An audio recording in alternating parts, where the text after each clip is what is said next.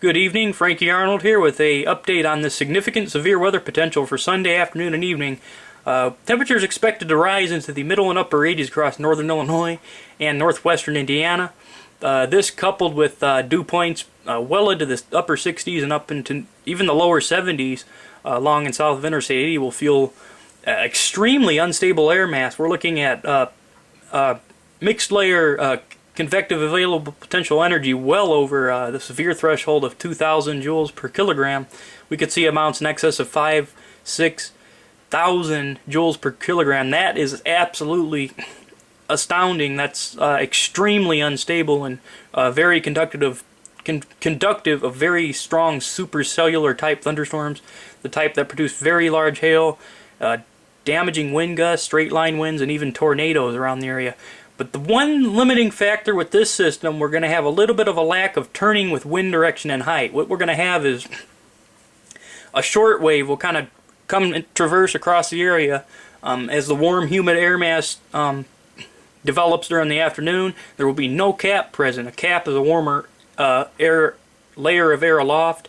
Well, when an upper level disturbance comes through that area, which is known as a short wave, it triggers the thunderstorms because it's colder air aloft. Well, you need cold air aloft for the thunderstorms to rise and give birth to severe thunderstorms, which is expected to happen early afternoon across northwest Illinois. I'll show you that on the RPM model here in a minute. But first I want to talk about what we can expect out of these thunderstorms. You can see the dark red areas. This is the probability for significant severe weathers with basically within 25 miles of your house.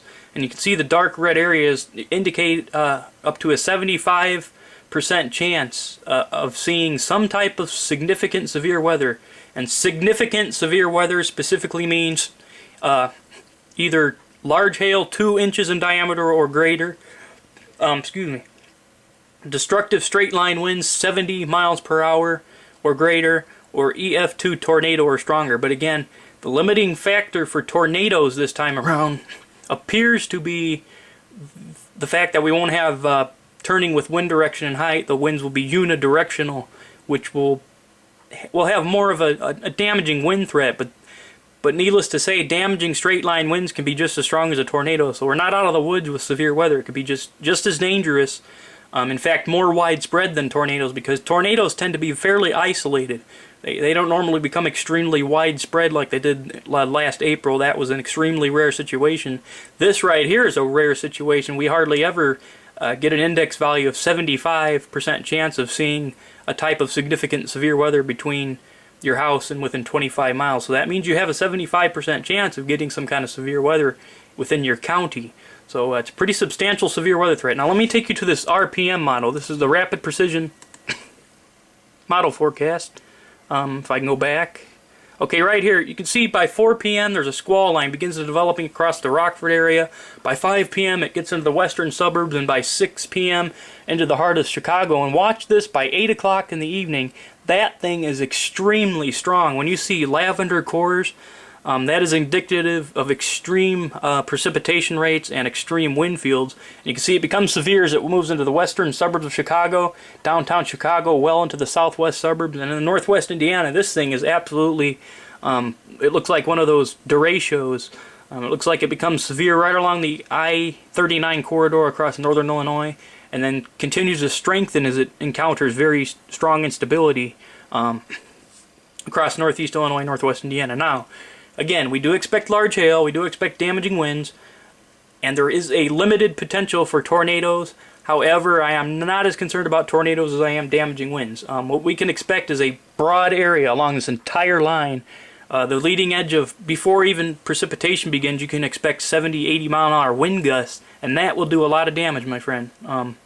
This is a serious situation. I mean, it's something that's has to develop within this air mass. I mean, you can't get this type of air mass, extreme instability, this cold front, the upper level disturbance it's been known to cause some very large clusters of thunderstorms like the one shown here.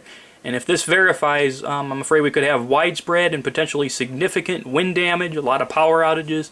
The damage confined to weak structures. If you're in a mobile home, really pay attention to this, because winds this strong with straight line winds, when you see a bow echo like that, can cause destruction. I live in a mobile home myself.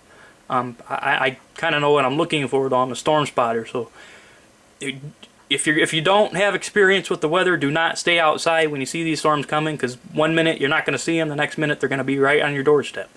So again, this is an update this is all National Weather Service resource. I just wanted to keep you up to date on the situation. Stay tuned to know weather radio or their outlets or internet sources for the latest on the severe weather information. Let this model run through one more time so you have an idea of the timing when these thunderstorms will approach your location. Did you get over there? No, I didn't.